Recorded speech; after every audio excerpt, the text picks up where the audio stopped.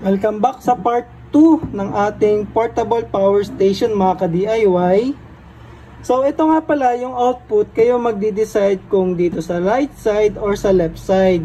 So madali lang naman to eh. Bubutasin lang natin, gumamit lang ako ng masking tape. So syempre para ma-drawing natin yung mga dapat butasan, ayan kagaya nitong nasa picture. And then once nabutas nyo na, isushoot nyo lang to. So napakadali mga ka-DIY kasi ito nga, kaya nga ito yung madalas kong ginagamit kasi ang dali niya nang gawin. Tapos ito 3 bilog lang at saka ito isa pang square. So once nabutas nyo na yan, ganyan na yung kakalabasan yan. Isasalpak nyo na lang siya ng ganyan mga ka-DIY. Ngayon sa wiring, meron lang tayong kailangang i-wire kasi ito na yung sa ating DC output para dito. Meron na siyang wire na negative at positive. Yan na yung ikakabit sa battery. Yung ating voltmeter na may USB output, ito na din yon. Positive at negative, ikakabit na din kagad yan sa battery. Ngayon yung ilaw natin, tsaka yung switch, syempre yun yung wala pang wiring. So kung medyo hindi ka sanay maghinang talaga at medyo alanganin ka, pwede namang hindi nyo na ilagay ito. Kasi dinagdag ko lang yan. Ngayon ang wiring niyan, yung ilaw, 12 volts yan. Eh since 24 volts yung battery natin, kailangan nating i-series yung negative positive niya. And then yung isang line papunta na sa ating battery at yung isa naman papadaanin natin sa switch. So ipakita ko sa inyo kung paano yun. Basta siniris lang natin yung ilaw kasi nga 12 volts lang tong ilaw na to, pang motor to mga ka-DIY eh. Eh kailangan natin siyang i-series para magamit natin yung ating battery sa kanya. Kasi kung hindi i-direct na natin, masusunog yan mga ka-DIY. So may dalawang linya lang naman yan eh.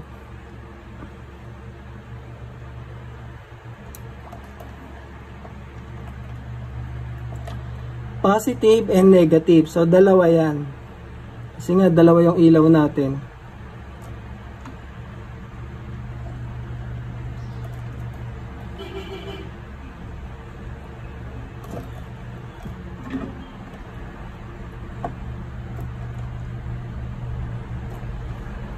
Hindi pwedeng isa kasi masusunog kasi. Pwede naman gumamit kayo ng buck converter. So isa ring way yun. So ito, pag connectahin nyo lang tong positive tsaka negative na to mga ka-DIY. So itong dalawang wire. And then may iwan na lang is isang negative tsaka isang positive. So putulin natin yan para hindi masyadong mahaba. Tapos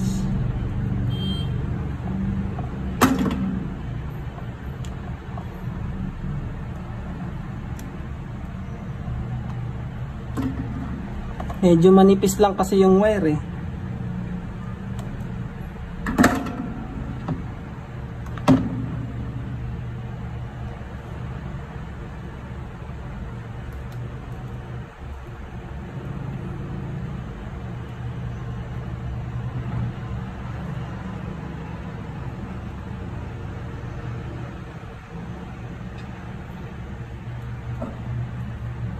Hinangin natin para syempre secure, baka kasi mahugot.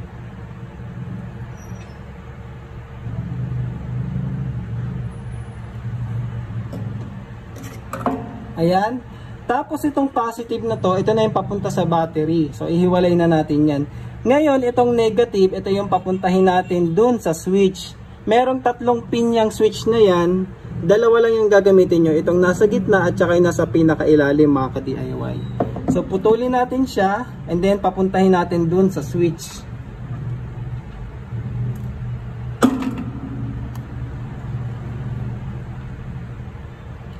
Kumbaga yung negative, dadaan muna sa switch para hindi siya kagad mabubuhay.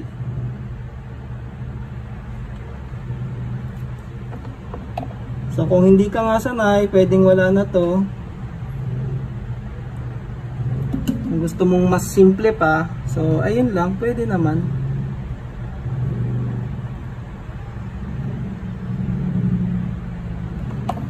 Tapos itong natirang wire, yung kaputol,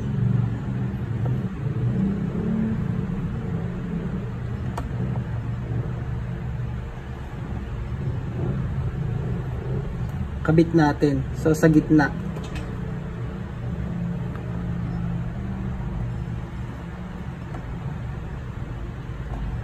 So, ayan. Ngayon, lagyan ko lang siguro to ng electrical tape para naman hindi expose yung ating hininang dito na pinutol natin.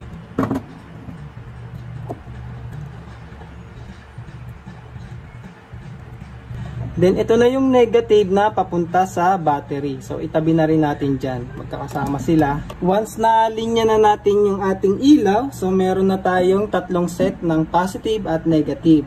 So, ito yung sa ilaw, ito yung sa ating panel, at saka ito yung sa ating battery meter na may USB. So, pag-connectahin lang natin lahat ng lahat ng negative.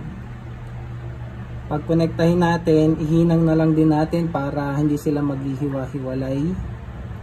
Kasi yan yung ikakabit natin sa ating negative ng battery. So, ayan.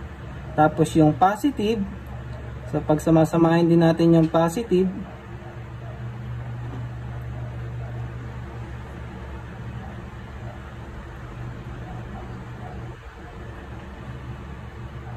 hinangin ko lang mga ka-DIY para hindi sila maghiwa-hiwalay.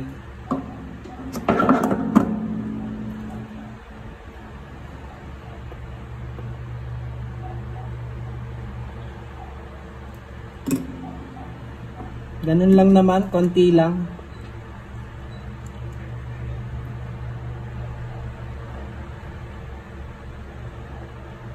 Ayan. So meron na tayong DC output. Ito na yung i-connect natin sa ating battery. So medyo mag-ano lang kayo siguro cable management para hindi naman kalat-kalat yung ating wire.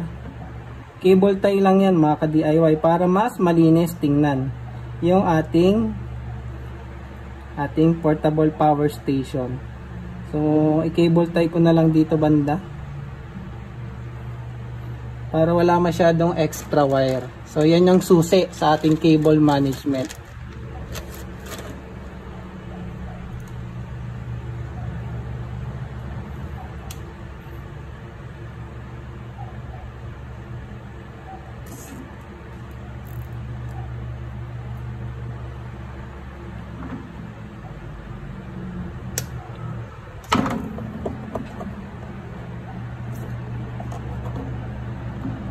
So, ayan na siya.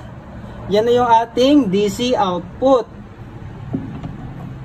Ngayon, ilagay natin yung battery para ating masubukan, mga ka-DIY.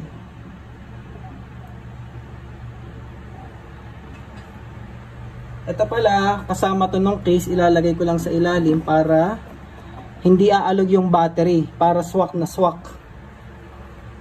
So, ito na yung ating battery pack. So, ayan yung BMS, tsaka yung connector. So, ipwesto lang natin.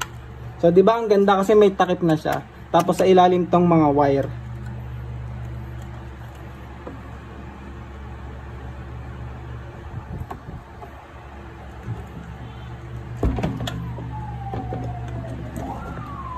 So, swak na swak, di ba mga ka-DIY? Ngayon, ikakabit na natin yung positive at negative.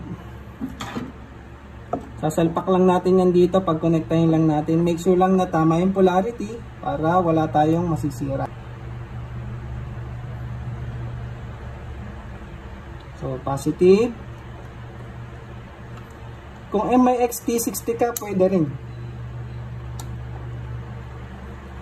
So, kung may XT60 ka, pwedeng yun din yung gamitin yung mga ka-DIY. Pero kung wala naman, pwedeng ganito lang, terminal block. Para mabawasan yung inyong hihinangin, di ba? Kasi gusto ko nga mapadali ito, konting hinang lang mga ka-DIY. Then itabi lang natin dyan para hindi lang nagkalat yung mga wire, mas malinis siya tingnan. O ayan, o di ba? Tapos ilagay natin to para hindi siya gagalaw, may foam. O ayan. Tapos na ang ating portable power station. O nakikita nyo, meron tayong 26.2. So hindi pa siya fully charged. Tapos ito pala, meron tayo dito 18 watts, 18 watts. Ito naman dalawang USB na to. So try natin i-on.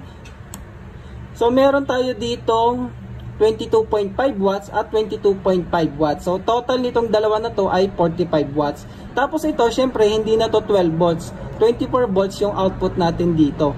Dito natin isasaksak yung laptop. Mamaya ituturo ko mga ka-DIY kung paano. So ayan na, may tatlo tayong USB A na merong quick charge at saka type C na power delivery. So ito pwede natin tong gamitin pang power ng ating router. Kasi gagamit lang tayo ng power delivery decoy para makuha natin yung 12 volts output nito. And then ito yung ating ilaw. Ayan. So gumana naman. Tama yung ating wiring mga ka-DIY.